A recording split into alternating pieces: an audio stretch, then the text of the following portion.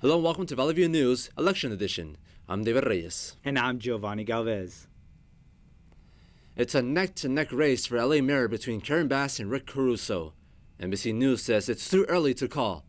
New York Times reports with 44% of votes in, Caruso leads with 51.2% of the vote. Bass races with 48.8%. Our reporter Camila Acevedo is in the Grove, Los Angeles with the Caruso campaign. Rick Caruso spent election night surrounded by family, friends, and supporters at the Grove. He reflected on his supporters' involvement in the campaign. The dearness of people, the embraces we got, a lot of hugs over the last 9 months, and I don't know, it's something that is very special. Mariachi music welcomed supporters entering the celebration. Vendors endorsing Caruso served food. Excitement was in the air despite the close race. This event is great. Everybody here is, is very enthusiastic.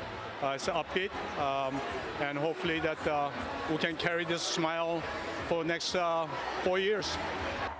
Caruso ended the night with a speech reviewing his platform, which included plans to solve homelessness and curb crime in Los Angeles. I think that Rick brings a very good plan to the table, especially for business owners like myself.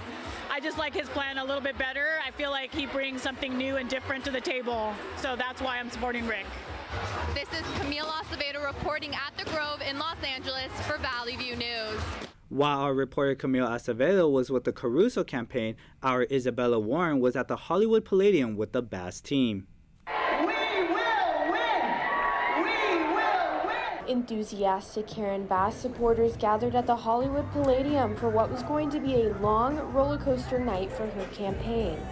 I'm excited. I think that many folks are going to be watching Los Angeles and see the tide of the blue that stays here in LA. Election results were updated live. Clear Democratic winners for the evening were cheered on and celebrated. In the closed mayor's race, Bass supporters had to stay upbeat and hopeful. Well, we're really excited and we're completely optimistic about Karen Bass being the next mayor of Los Angeles because she took the time to go to each one of our communities, doing it the old school way, talking and knocking on doors. The Democrats brought in live music and special guests throughout the night. Bass spoke to the more than 800 people gathered about some of her main issues: homelessness, climate change, affordability in Los Angeles, and affordable housing. Vision of a city that is truly safe, that when crime happens, it's stopped, but where we invest in people and neighborhoods so we make sure that crime doesn't happen in the first place. Reporting at the Hollywood Palladium, I'm Isabella Warren for Valley View News.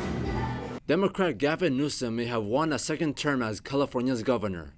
New York Times reports with 42% of votes in, Newsom leads with 57.9% of the vote. Republican Brian Dahle had 42.1% of the vote. Mail-in ballots have a week to arrive. Democrat Alex Padilla may have won his first full term as a California senator. New York Times report with 41% of votes in, Padilla leads with 59.1%. Republican Mark Mosier had 40.9% of the votes. More than 1/4 of state lawmakers nationwide are expected to lose their seat in this year's election. Some experts think that the number may grow since some votes are still being counted. Changes in term limits, gerrymandering, and many primary defeats all led to the highest turnover in state capitals in a decade. Another reason for high turnover rate was that many office holders chose not to run for re-election this year. Nearly 6,300 state legislative races were contested in 46 states. The state was pounded with rain and snow on Election Day. The National Weather Service said a tornado landed a few miles outside the town of Galt. The Ontario Fire Department said a fast current in a canal there swept 6 people away and killing 1. The National Weather Service also issued a winter storm warning for the Lake Tahoe area. The service said that a flash flood warning mistakenly went out for a larger area than what they intended. The warning was meant for 1,500 people in the Fish Fire Burn area east of Duarte. Instead, the warning inadvertently covered all of LA County. The election storm didn't stop the high voter turnout. Valley View News' Savanah Taylor spoke to some of the people who decided to vote early. As Election Day approached, early voting sites popped up all around Los Angeles County. Digital ballots made voting faster. QR codes and links were posted all around the sites to make the process more accessible. Despite the digital makeover, there were still people who preferred to vote in person. Linda Robinson cast her vote at Southwest Community College. I usually vote by mail, but I wouldn't want to take no chances, so I'm out in person. That's how important it is to me. Studies show that about 77% of voters aged 65 and over cast early votes in 2020. 69% of younger voters cast early ballots. Good morning. Good morning. Yes, please. Stacy Michelle Letterlow also voted early in person. Every voice matters. You've got people who'll be like, oh, this person's so bad, but unless you educate yourself and actually come out and vote, then your voice isn't going to count. With the last election taking place during the pandemic, poll workers say this year's voter turnout is higher than expected. For Valley View News, I'm Savanah Taylor. Democrat Rob Bonta may have won a full 4-year term as California's Attorney General. New York Times reports with 41% votes in, Bonta leads with 57.2% of the vote. Republican Nathan Hochman has 42.8% of the vote. Robert Luna may have won the LA County Sheriff's election. The New York Times reports with 42% votes in, Luna leads with 56.8% of the votes. Alex Villanueva has 43.2% of the vote. 4 major propositions were on this year's ballot. Prop 1 guaranteed a fundamental right to reproductive freedom in the state's constitution. It included the right to choose to have an abortion and to refuse or choose contraceptives. Associated Press calls the proposition may have passed. Proposition 29 enacted staffing, reporting, and closing requirements on kidney dialysis clinics. It would have required to have at least one practitioner with 6 months of experience. It would have prohibited clinics from refusing a patient based on the patient's form of payment. Associated Press calls the proposition may have failed. Proposition 26 would have legalized sports betting for adults over the age of 21 at Native American tribal lands. It would have allowed roulette and dice games at tribal casinos, and would have also imposed a 10% tax on wagering profits. Associated Press calls the proposition may have failed. Proposition 27 would have legalized online sports betting for adults over the age of 21. It would have been an online platform that agreed with Native American tribes. It would have imposed a 10% tax on sporting bet revenues. Our reporter Jesse Barrientos has the rundown. Proposition 27 was designed to legalize online sports gambling in California. The owners of Prize Picks and DraftKings put a lot of support behind Proposition 27. Brian Garrison gambles on DraftKings. He thinks some of the fears are unfounded. I think their kids are going to fall into gambling, and if their kids fall into gambling because of that prop being available, then that's more on the parent, as so the law. There are many downloadable gambling apps in California, but they're mostly fantasy apps. The fantasy apps allow betting over or under on player projections. Players can't bet on who will win a game.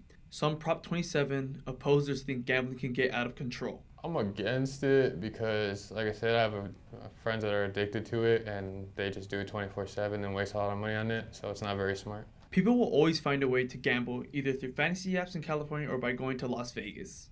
I don't, because, it's just like Vegas. Once you turn 21, you'll find it anyway. So why restrict it now? The fantasy apps also give rewards if players get other people to join and deposit money to an account that they make. No, I never have, but I've had a couple friends try to convince me to sports gamble. With 42% of votes in as of Wednesday, Proposition 27 will likely fail, but some believe that a similar proposition will likely appear on the ballot in the next election. I'm Jesse Barrientos, reporting from Northridge for Valley View News.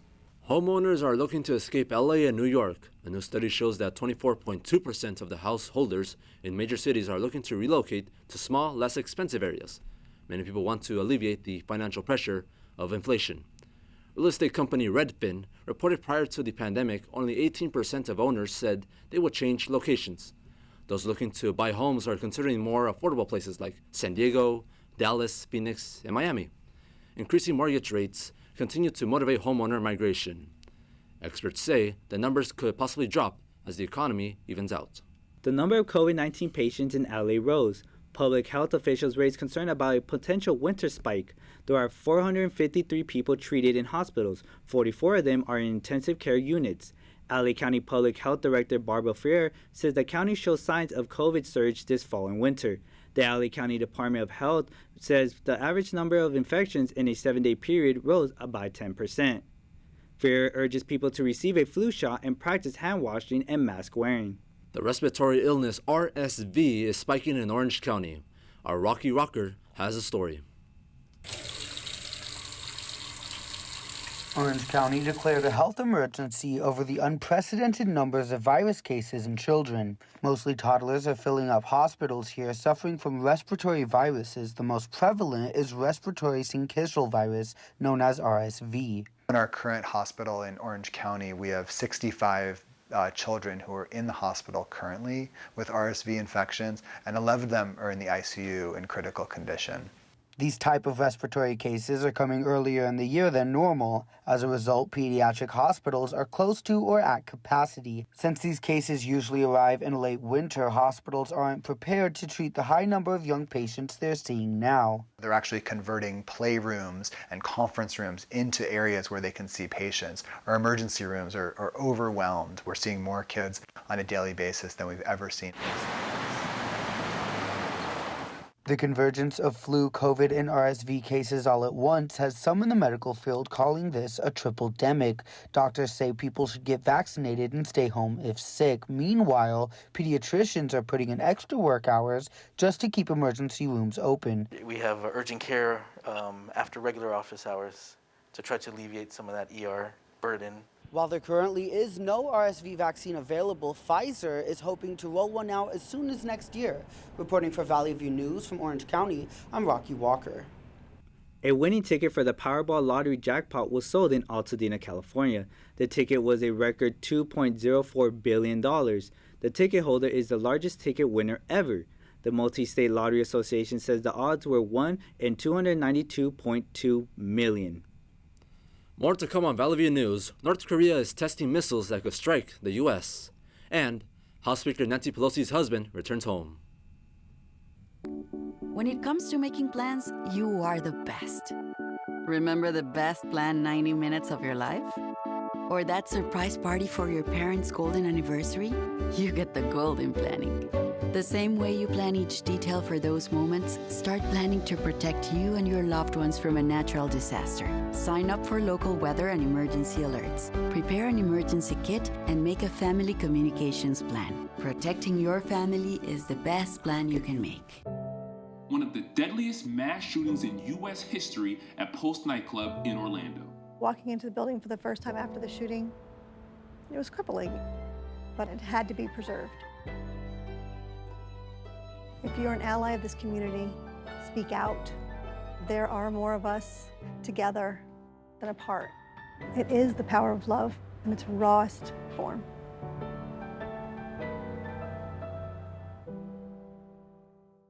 If you smoked, this new lung cancer screening could save your life. Visit SaveByTheScan.org.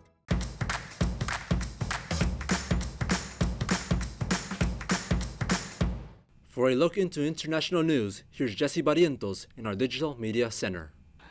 The gas terminal in Haiti's capital is now freed from a gang that took over. The terminal in southwest Port-au-Prince supplies most of the country's oil. Members from a G9 gang blocked the gas for the past 6 weeks, preventing the country's access to fuel. Children miss school because of the shortage. Haiti's government denies any negotiations with G9 to reopen the terminal. It's currently under police control.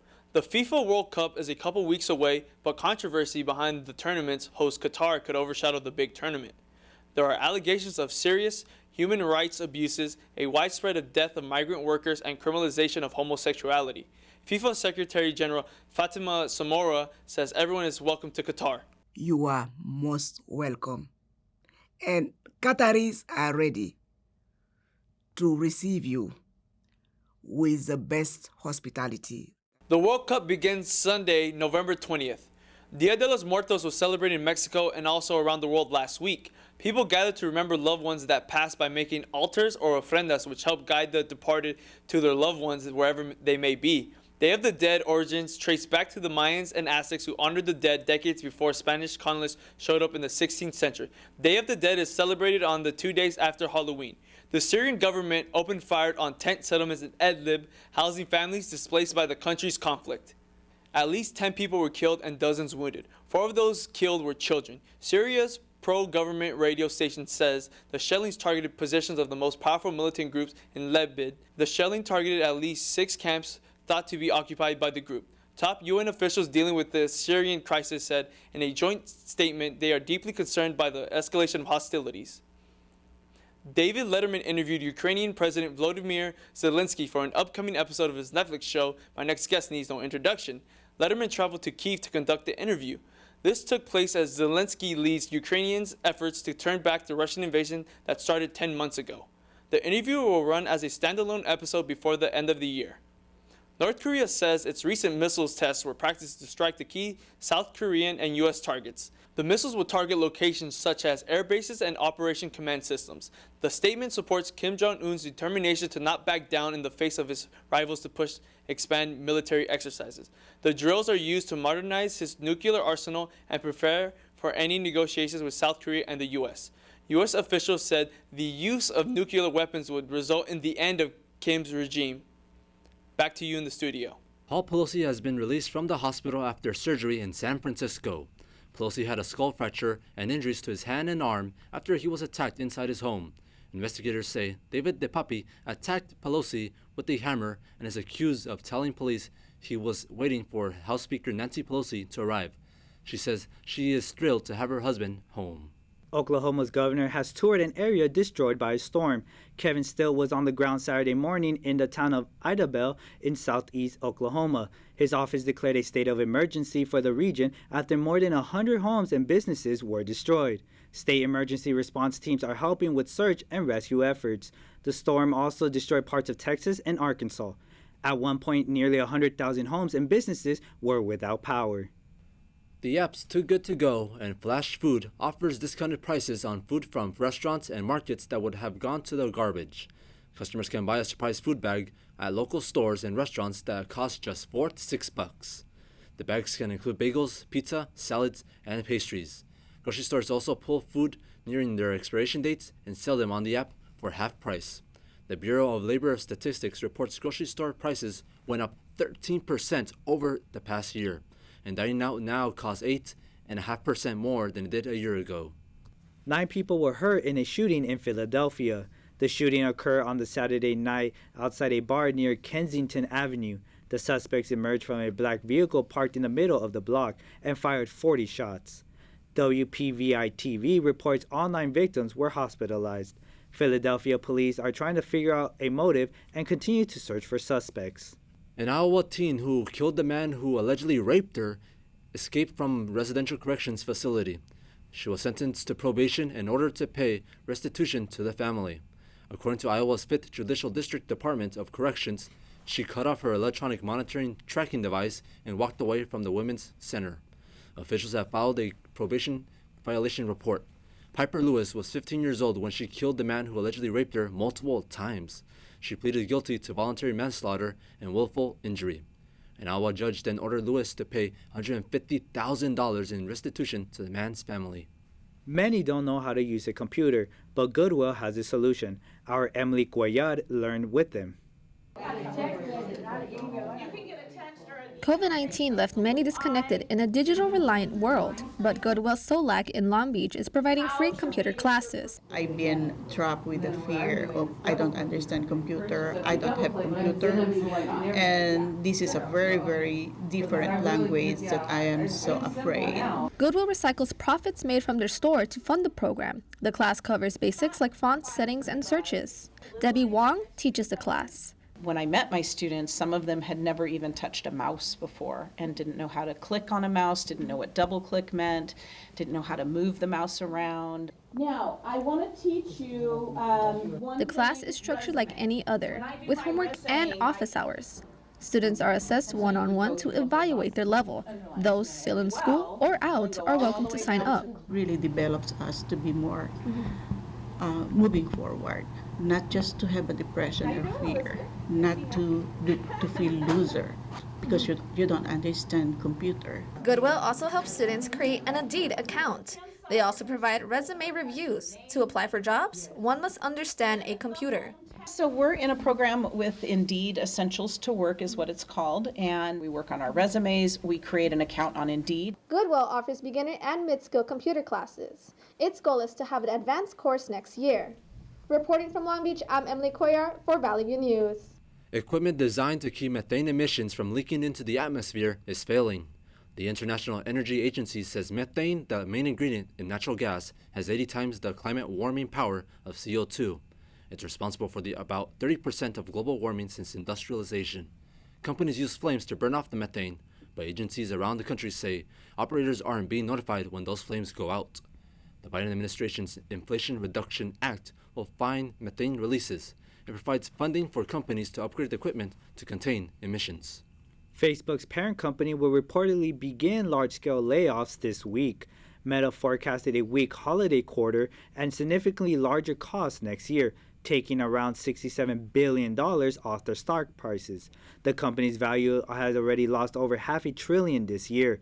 Chief Executive Mark Zuckerberg says he doesn't expect metaverse investments to bear fruit for another decade. Several other technology companies such as Microsoft and Snap have cut jobs and scaled back hiring in recent months because of hiring inflation rates, higher interest rates, and the energy crisis in Europe. When we come back, the Astros won their second World Series in franchise history. Also, LAFC won their first MLS Cup. Stay with us.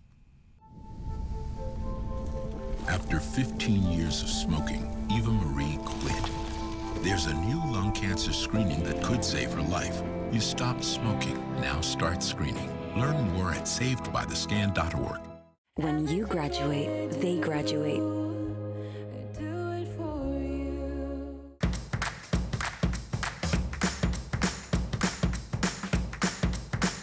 Singer Aaron Carter, who found fame with pop songs like I Want Candy, has died at the age of 34. The teen idol started his recording career when he was 9. In addition to his singing career, Carter was also an actor appearing in TV shows like Lizzie McGuire and Sabrina the Teenage Witch. A spokesperson for the LA County Sheriff Department responded to a call at Carter's Lancaster home around 11 a.m. Authorities have provided no information about a possible cause of death. World Series champs, the Houston Astros, weren't the only winners on Saturday. Astros superfan Jim McIngvale made history by winning the largest single sport bet payout of all time, $75 million. The 71-year-old risked $10 million across multiple bets that his beloved Astros will win the series. One $3 million bet alone had 10-1 odds. McIngvale is a mattress store owner in Houston who also had the honor of throwing out the first pitch before Game 6. Seeing the Astros win and refunding this $75 million, to some delighted customers, it'll be an experience of a lifetime for our customers. In a statement posted on Twitter, he gave thanks to his wife, the city, and of course, the Astros. The Houston Astros won the 2022 World Series after defeating the Philadelphia Phillies 4-1 in Game 6. The Phillies were up 1-0 until Jordan Alvarez hit a 3-run home run in the bottom of the 6th to give the Astros the lead. Alex Bregman followed that up by scoring a 4th run that expanded the Astros' lead.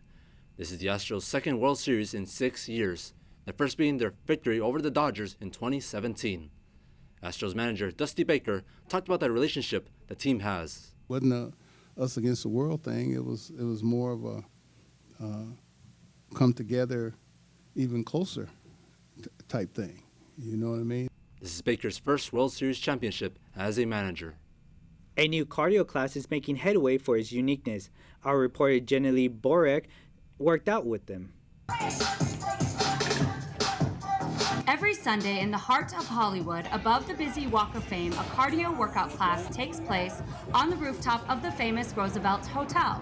This particular class is a little different from your average workout class. It brings people from different communities together. It's outside, it's beautiful, there's beautiful views. They provide all the mats, water, and they have cocktails for fun for after. The class is for all levels and beginners are welcome. I really love the class. It's for beginners, and I was next to the instructor, so it was much easier to work with Kat, look at it. Even the beginner, I never felt I'm in a position where I'm not being taken care of, or it's like a wonderful experience for me, even I have not worked out in a long time.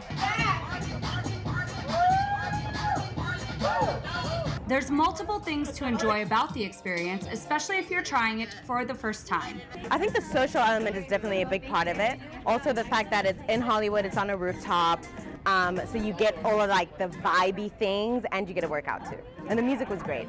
Another thing that's different about this class is how they help certain causes. The instructors get to choose different organizations to donate the proceeds to from the class. Fit Girl Club LA offers cardio and cocktails every Sunday morning here at the Roosevelt Hotel. Reporting from Hollywood, I'm Jenna Lee Borick. The Los Angeles Rams took another loss, this time in Tampa Bay against the Buccaneers 13-16. The Rams had a 1-point lead at halftime, and by the fourth quarter, they had a touchdown lead. However, the Buccaneers went on to score 10 points in the quarter with a game-winning touchdown with only 13 seconds left. Quarterback Matthew Stafford threw for 165 total yards and 1 touchdown. Wide receiver Cooper Kupp led the team by 127 receiving yards and 1 touchdown. The Rams look to end their losing streak next week in Arizona when they face the Cardinals. The Los Angeles Chargers beat the Atlanta Falcons 20-17. The Chargers had a rough start to the game, but had a 4-point lead at halftime. The Falcons took the lead in the second half, but the Bolts kicked 2 field goals in the fourth quarter to win the game. Quarterback Justin Herbert had 248 total yards, throwing 1 touchdown and an interception. Running back Austin Eckler led the team with 71 total yards and 2 touchdowns. The Chargers will play the 49ers next in San Francisco. Nike has suspended its relationship with Brooklyn Nets star Kyrie Irving. Nike is canceling the release of his next signature shoe. It is all coming from the anti-Semitic video that he retweeted. Nike says, "We believe that there is no place for hate speech, and we condemn any form of anti-Semitism." Irving has been with Nike since 2014.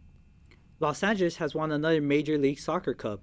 The Los Angeles Football Club won the MLS Cup after an incredible nail-biting match that went to penalties. The game ended 2-2 in regular time, but in the last 5 minutes of stoppage time and extra time, both teams were able to score a goal.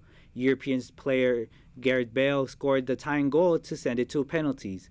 LAFC missed the first shot, but it wasn't a problem as Philadelphia Union missed 3 straight shots, with LAFC's backup goalie John McCarthy saving 2 of the shots. Los Angeles went on to win 3 straight penalty shots to win the game. This is LAFC's first ever league trophy. Twitter is delaying the rollout of a paid subscription service for their signature blue check verification badge. On Saturday, Elon Musk announced that for $7.99 a month, anyone can get the badge that lets users know their account is authentic. But less than 48 hours later, it was decided to push back the new feature until after the midterm elections. If Twitter does not move forward with the new badge verification process, critics say it could have some unintended and possibly harmful consequences. The Macy's Thanksgiving Day parade balloons take a test run before the big event on Thursday, November 24. The parade balloons were put through the paces at New Jersey's MetLife Stadium. The floats were inflated and prepped before a test flight to gauge real-world conditions they might face on the big day. Some of the balloons are as tall as 5-story buildings. Newcomers to this year's lineup include Bluey from the popular animated series Sinclair's Dino, Stuart the Minion, and astronaut Snoopy. That's all for us at Valley View News. I'm Giovanni Galvez. And I'm David Reyes. For stories any time of day, go to our website, csunvalleyview.edu. Thanks for watching.